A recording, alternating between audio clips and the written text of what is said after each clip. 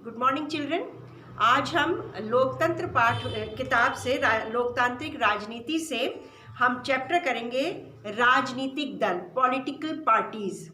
जब चुनाव आता है तो हम सब जानते हैं ना राजनीतिक दलों के बारे में, और जो दल बहुमत में आता है, जिसको सबसे ज़्यादा वोट मिलते हैं, वही सरकार बनाता है। तो आज हम कुछ इन्हीं दलों के बारे में सीखेंगे कि राजनीतिक दलों की ज़रूरत क्यों है, उनमें क्या कमियां हैं, क्या अच्छाइयां हैं, क्यों राजनीतिक दल हर देश में होना चाहिए या नहीं होना चाहिए, ये सब हम इस पार्ट में देखेंगे। तो आज हम पढ़ेंगे राजनीतिक दल, पॉलिटिकल पार्टीज। और सबसे पहला इसका पार्ट जो है वो है राजनीतिक दल की ज़रूरत क्यों है।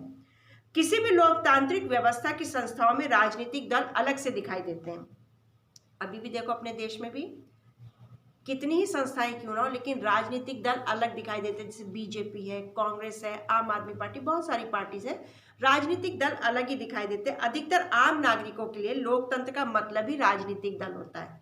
हम ये मान के चलते हैं, अधिकतर नागरिक जब बहुत पढ़े लिखे होते हैं, जिनको बहुत मालूम है वो तो नहीं, लेकिन ज़्यादातर लोग ऐसा मानते हैं कि लोकतंत्र का मतलब ही राजनीतिक दल होता है। अधिकतर लोग आमतौर पर दलों के बारे में खराब ही राय रखते हैं। कुछ भी गलती हो जाए, देश में कुछ गड़बड़ हो जाए, कुछ भी कमियां हो जाए, कुछ भी बात हो जाए, इसके लिए हर मनुष्य, देश का हर नागरिक राजनीतिक दलों को ही जिम्मेदार मानता है कि ये उनकी वजह से ऐसा हो गया है। ऐसे में यह सवाल स्वाभाविक रूप से उठता है कि क्या हमें सचमुच राजनीतिक दलों की जरूरत है।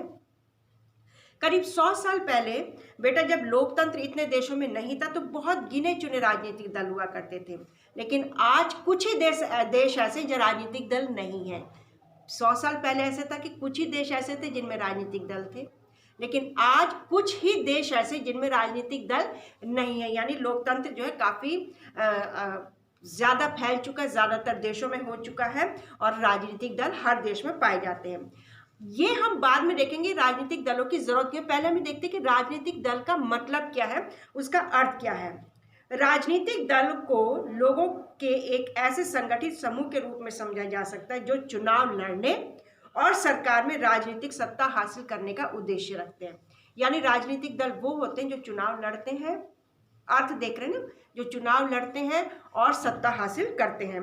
समाज के सामूहिक हित को ध्यान में रखकर यह समूह कुछ नीतियां और कार्यक्रम भी बनाते हैं। जब चुनाव होता है तो उससे पहले प्रचार करते हैं ना, तो अपनी नीतियां बताते हैं, वायदे करते हैं, अपने कार्यक्रम बताते हैं कि अगर हम जीत के आएंगे तो हम ये करेंगे, जितना भी उनका टर्म होता है। इसी आधार पर दल लोगों को यह समझाने का प्रयास करते हैं कि उनकी नीतियां औरों से अच्छी हैं। वो यही चुनाव में बताते हैं कि दूसरे की नीति खराब है, हमारी नीति अच्छी है, हमारे कार्यक्रम अच्छे, तो हमें ही वोट दिया जाए। इस प्रकार दल किसी समाज के बुनियादी राजनीतिक विभाजन को भी दर्शाते हैं। पार्टी समाज के किसी एक हिस्से से संबंधित होती है, इसलिए पार्टी का झुकाव उस हिस्से की तरफ ज्यादा होता है। किसी एक हिस्से की तरफ झुकाव ज्यादा होता है, और जिस हिस्से से वो पार्टी आती है उसी की तरफ, उसी की नीतियों की बात वो करते हैं। राजनीतिक दल के 3 प्रमुख हिस्से होते हैं, 3 मेन होते हैं। सबसे पहले तो नेता, दूसरे उसके सक्रिय सदस्य, और तीसरे उसके फॉलोअर्स, जो अनुयायी होते हैं उसके या उसके समर्थक। तो ये 3 राजनीतिक दल में मेन होते हैं, नेता, उसके सक्रिय सदस्य, उसके मेंबर्स उस पार्टी के, और फिर उसके अनुयायी यानी उसके फॉलोअर्स। राजनीतिक दल के कार्य क्या क्या है, राजनीतिक दल क्या करते हैं। राजनीतिक दल ज्यादातर राजनीतिक पदों को भरते हैं जब जीत जाते हैं, और राजनीतिक सत्ता का इस्तेमाल करते हैं। सबसे पहली बात जो राजनीतिक दल करते हैं वो चुनाव लड़ते हैं। अधिकांश लोकतांत्रिक देशों में चुनाव राजनीतिक दलों द्वारा खड़ा किया गया उम्मीदवारों के बीच लड़ा जाता है। जितने उम्मीदवार खड़े होते हैं हर राजनीतिक दल की तरफ से, उनके बीच चुनाव लड़े जाते हैं। तो सबसे पहली बात राजनीतिक दल करते हैं, चुनाव लड़ते हैं। दूसरी बात क्या करते हैं, दल अलग अलग नीतियों और कार्यक्रमों को मतदाताओं के सामने रखते हैं, अपनी नीतियां बताते हैं। सबसे पहले तो चुनाव लड़ने का, फिर दूसरा जब उनका पक्का हो जाता है कि चुनाव लड़ना है तो अपनी नीतियां और अपने कार्यक्रम मतदाता जो वोट देते हैं लोग उनके सामने रखते हैं, और मतदाता अपनी पसंद की नीतियां और कार्यक्रम चुनते हैं। और देश के लिए कौन सी नीतियां ठीक है, इस बारे में हम में से सभी की राय अलग अलग हो सकती है। किसी ग्रुप के लिए वो राय अच्छी हो सकती है, तो किसी ग्रुप के लिए वही राय बेकार भी हो सकती है। तो सबकी अपनी अपनी राय होती है, और उसी राय के मुताबिक लोग अपने राजनीतिक दलों को चुनते हैं। तीसरा, पार्टियां देश के कानून निर्माण में निर्णायक भूमिका निभाती हैं, कानून बनाने में, और विधायिका के द्वारा ये कानून बनाया जाता है। कानूनों पर औपचारिक बहस होती है और उन्हें विधायिका में पास किया जाता है। यानी पहले कोई भी कानून बनाने से पहले संसद में उसमें बहस होती है कि ये कानून बनाने जा रही है राजनीतिक दल जो बहुमत में आए हैं, क्या ये कानून सही है। विधायिका के द्वारा ये कानून बनते हैं, उसमें बहस होती है। और जब विधायिका के अधिकतर सदस्य किसी न किसी दल के सदस्य होते हैं, इस कारण वे अपने दल के नेता के निर्देश पर ही फैसला करते हैं। चौथी बात, दल ही सरकार बनाते हैं और चलाते हैं। हमने पिछले साल भी पढ़ा था कि नीतियों और बड़े फैसलों के मामले में निर्णय राजनेता ही लेते हैं और ये नेता विभिन्न दलों के होते हैं। पार्टियां नेता चुनती हैं, उनको प्रशिक्षित करती हैं और फिर पार्टी के सिद्धांतों कार्यक्रमों के अनुसार फैसले करने के लिए उन्हें मंत्री बनाती है ताकि पार्टी की इच्छा के अनुसार सरकार चला सके। पहले एक पार्टी आती है, उसका नेता होता है। अगर वो लोग जीत जाते हैं तो अपने नेता को तो मुखिया बनाते हैं, फिर वो नेता अलग अलग मंत्रियों को चुनता है कि शिक्षा मंत्री होगा, ये रेल मंत्री होगा, ये खेल मंत्री होगा, ये कृषि मंत्री होगा, इस तरीके से। पांचवा जो उनका काम है वो है चुनाव हारने वाले शासक दल को हम विपक्ष दल कहते हैं या विरोधी दल भी हम कह सकते हैं। सरकार की गलत नीतियों और असफलताओं की आलोचना करने के साथ साथ ये अपनी अलग अलग राय भी रखते हैं। ये विपक्ष दल का काम होता है।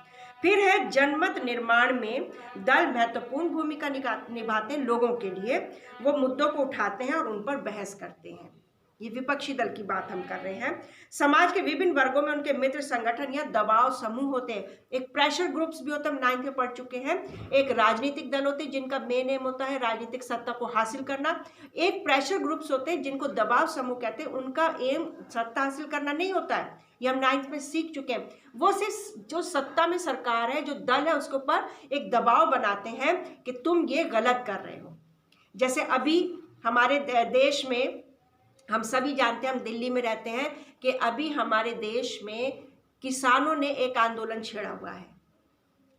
तो वो दबाव समूह है एक तरीके का, वो राजनीतिक दल नहीं है किसानों का, वो दबाव समूह, वो सत्ता जो सरकार सत्ता में उसके ऊपर दबाव बना रहे हैं, ये है। तो ये दबाव समूह होते हैं। दल ही सरकारी मशीनरी और सरकार द्वारा चलाए जाने वाले कल्याण कार्यक्रमों तक लोगों को पहुंचाते। दल का ही काम होता है कि अपनी जो भी नीति अपने कार्यक्रम में लोगों तक पहुंचाएं। एक साधारण नागरिक के लिए किसी सरकारी अधिकारी की तुलना में, यानी किसी गवर्नमेंट ऑफिसर की तुलना में राजनीतिक नेता से मिलना ज़्यादा आसान होता है, उससे संपर्क साधना आसान होता है। इसी कारण लोग दलों पर पूरा विश्वास न करते हुए भी उन्हें अपने करीब मानते हैं। दलों को भी हर हाल में लोगों की मांगों और ज़रूरतों पर ध्यान देना होता है, वरना अगले चुनाव में लोग उन्हें हटा सकते हैं। ये है दल। दल के आज हमने कार्य देखे कि दल के क्या क्या कार्य होते हैं राजनीतिक दलों के, फिर हमने विपक्षी दलों का देखा, फिर हमने दबाव समूहों के बारे में देखा कि इनके क्या काम होते हैं। अगली क्लास जब हमारी होगी तो हम देखेंगे राजनीतिक दल की ज़रूरत क्या है, क्यों राजनीतिक दल होने ज़रूरी है, क्या फ़ायदा है राजनीतिक दलों का होना। ठीक है बेटा, कोर्स हम जल्दी जल्दी करेंगे, ऑलरेडी दिसंबर आ चुका है। जितना काम दिया जा रहा है वो फटाफट करेंगे अपना काम, और घर में रहेंगे, खुश रहेंगे, सेफ रहेंगे।